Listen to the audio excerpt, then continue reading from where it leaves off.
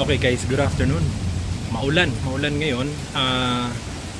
Ito pinaka first time na babiyahe. Papunta ako ng clinic. Gagamitin ko si, ayan, nasa labas na. Gagamitin ko si VF5.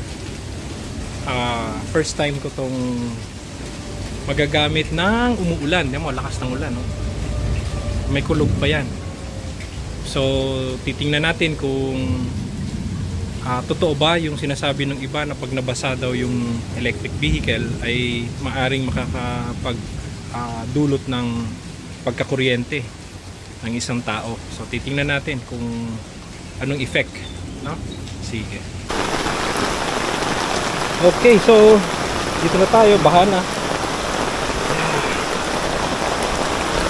Dito na tayo. Let's see. Saan siya? Ngayon nakapatay yung makina. So tingnan natin kahit nakapatay kung nakukuryente tayo. Siguro expected ko hindi naman nakakakuryente dahil patay yung makina. Okay, so here we go. Moment of truth. Hindi. Okay. Ayos, hindi pala. Okay, so ngayon nakabukas na yung makina. Subukan ulit natin kung makukuryente tayo. Okay? Moment of truth. Wala.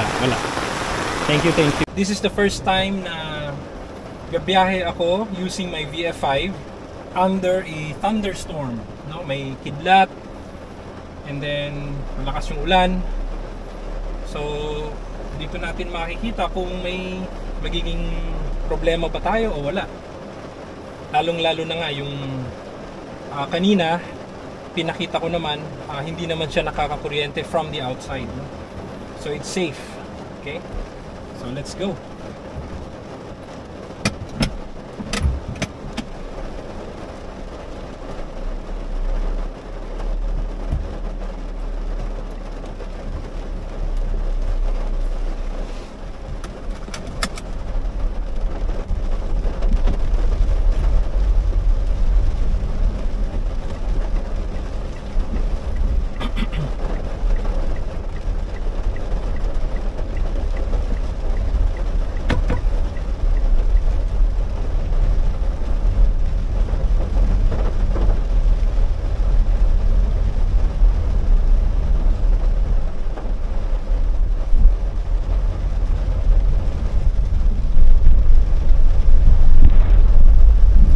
So initial impression,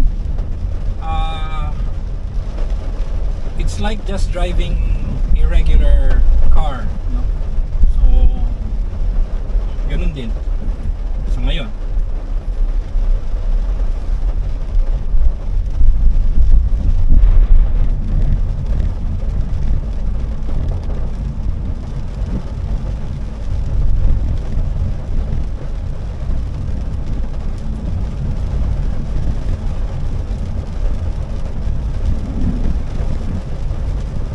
By the way, papunta pala tayo ngayon sa clinic. The time is 4:50 PM pero madilim na.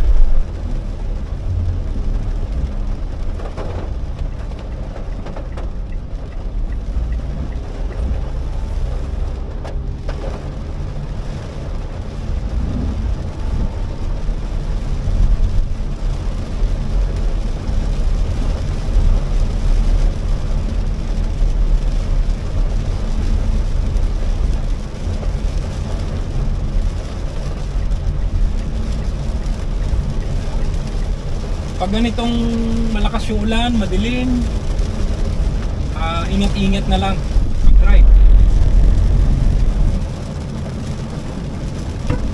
Lalo na yung mga panahon ngayon, maraming aksidente.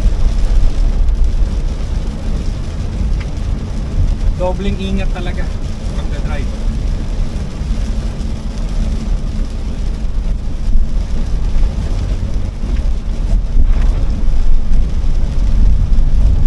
So itong wipers, ngayon ko lang nagamit to na ganito, tuloy-tuloy. In the past months kasi walang ganitong ulan, so hindi siya masyadong nagagamit. Ngayon lang, so titingnan natin kung okay ba siya.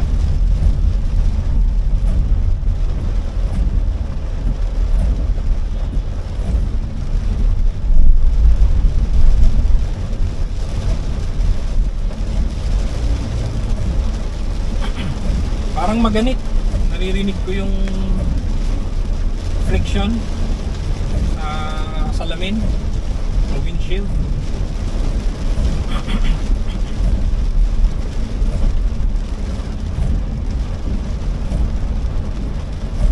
Tapos expected natin pag ganitong maulan, matraffic. Buti na lang wala ngayon masyado.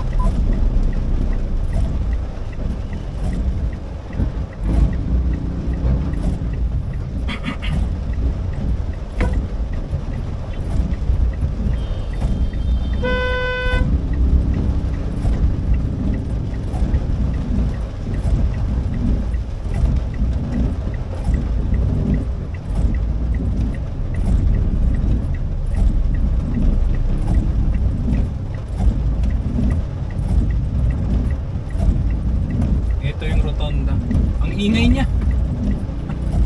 Ang ingay ng wiper.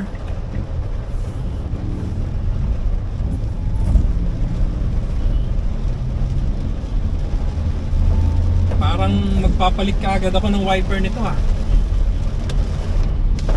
Ingay. Oh.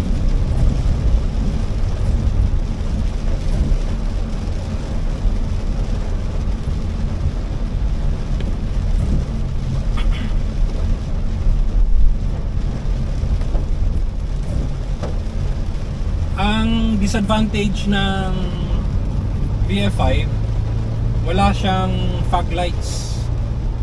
So pag ganitong maulan, medyo kulang yung liwanag. Although hindi pa nakabukas yung headlight. Ito pag nakabukas yung headlight, pero kulang eh. Dapat may fogs talaga, lalo na sa atin.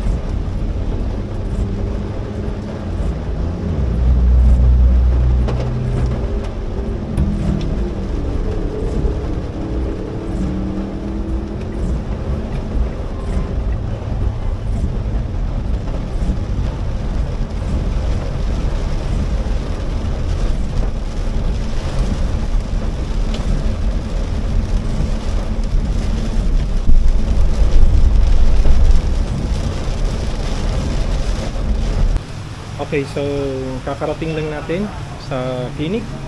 Titingnan natin kung after traveling may ground. Okay, wala naman. Bubuksan natin. Titingnan natin kung basa yung loob pero okay. Hindi naman siya.